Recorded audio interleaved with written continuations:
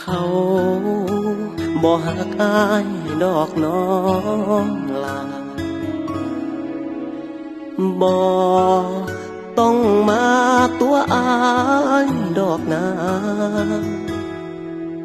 หูอยู่ว่าเขามีเจ้าของยันแฟนเขาห่วงย้ำเพิ่นไกลห่างบ่ต้องมาบอกอายกะสร้างว่าเขามีใจย่านเป็นคือหมาหยอกไก่หยอกกันไปก็บ่มีหยัง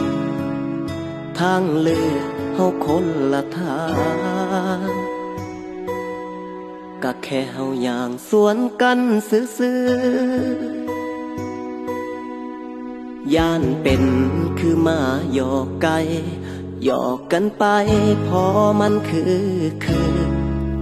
ให้มันจบให้มันแล้วไปแต่ละมือเฮาคงสิบ่คือดอกนาก็เขางามป่านนางฟ้าส่วนเฮาแค่มาเป้าบ้านบ่คาดเก็บไปฝันว่าสิมีวันได้เจ้าดอกนากัดแนมไปซื่อๆบ่คิดสิยื้อเจ้ามาห่วมทาบ่เคยคิดเป็นมาห่วงกาบ่กล้าไปวางว่าโตเฮาเป็นไผ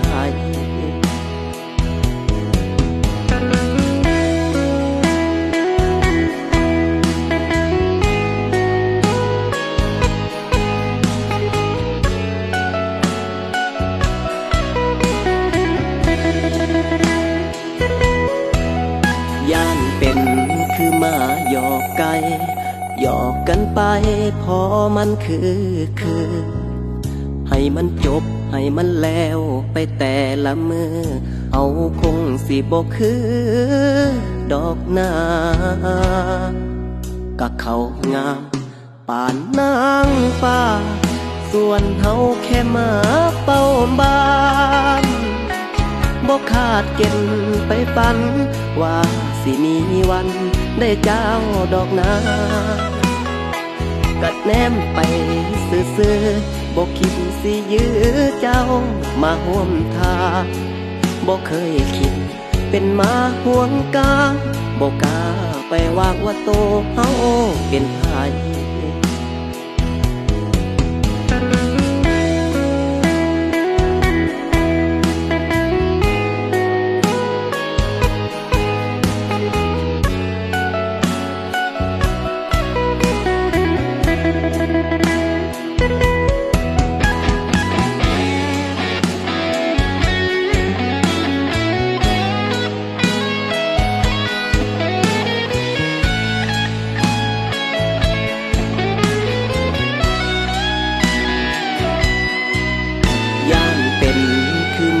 หยอกไก่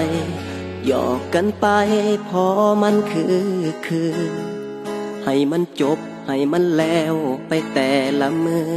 เฮาคงสิบ่คือดอกนาก็เขางามป่านนางฟ้าส่วนเฮาแค่มา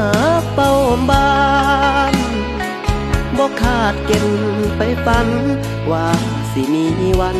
ได้เจ้าดอกนากัดแนมไปซื่อๆบ่คิดสิยื้อเจ้ามาห่วมทาบ่เคยคิดเป็นมาห่วงกาบ่กล้าไปวางว่าโตเฮาเป็นไผคักแท้กันได้สัมมาหยอกไก่พอตัวหยอกใจให้อายพอมีแฮง